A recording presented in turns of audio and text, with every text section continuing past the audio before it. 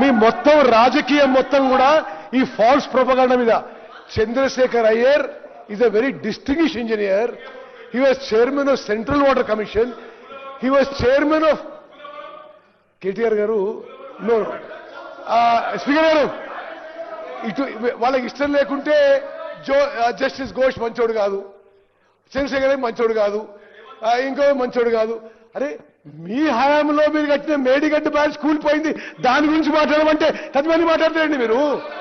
Okay, అయితే ఇది చాలా అన్యాయమైన విషయం. నాకు చంద్రశేఖర్ గారి పరిచయం లేదు, ఏం లేదు. కానీ అతను national dam safety authority, okay speaker గారు, it is a very respected institution. చాలా రెస్పెక్టెడ్ ఇంజనీర్స్ ఈ విధంగా వాళ్ళకి వ్యతిరేకంగా వచ్చిందని అడ్డగోలు మాట్లాడడం మాత్రం ఇది కరెక్ట్ కాదు. స్పీకర్ గారు ఒక మాట అన్నావు, ఏమన్నావు? లేదే ఆయన చాలా గొప్పోడు, ఆయన మీద అట్లా మీరు తప్పు చెప్తున్నారు. పోలవరం ప్రాజెక్టులో చంద్రశేఖర్ అయ్యర్ 28/11/2019లో చేరి 30/11/2022 దాకా పనిచేసిండు. ఆయన కట్టినప్పుడే 5 సార్లు డిప్యూటీ సీఎం గారు.